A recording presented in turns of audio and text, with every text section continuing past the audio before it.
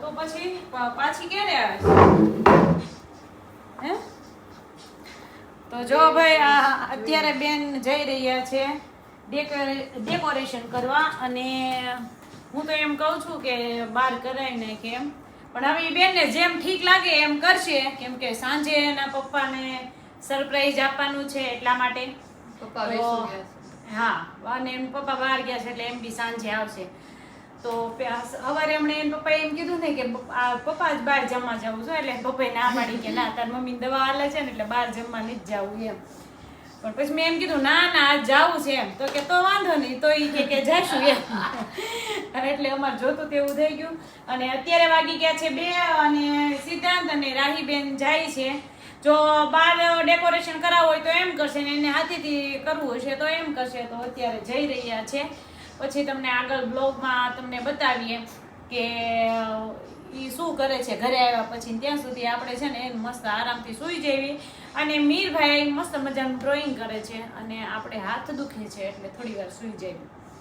અને બીજું હું શું કહેતી હતી, હા, કઈ શેમાં જવાનું છે ઈ તો મને ખબર છે. તેમ કઈ મર્સિડીઝ તો લઈને જાશો નહીં કે જેગવાર લઈને નહીં જાઓ કે થાર લઈને નહીં જાઓ.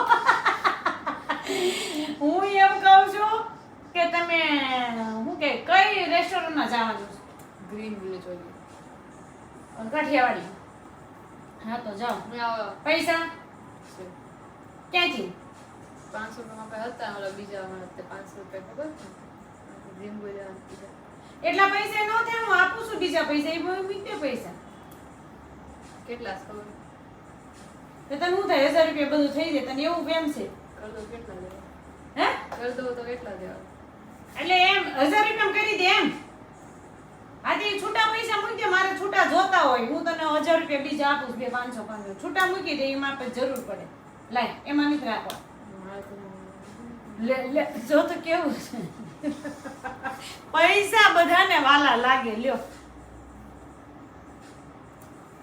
જો કેવો હિસાબ, રૂપિયાનો હિસાબ કરીશ. છોકરી તો બહુ છે મારી.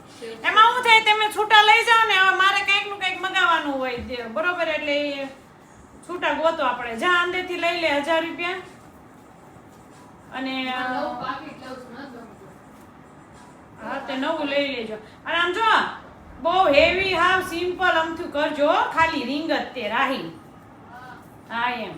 અને પછી એમાં ટાળા જો હાથે કરવાનું હોય ને તો ફટાફટ કરીને વી આવવાનું, પછી બહુ ન વાર લગાડતી.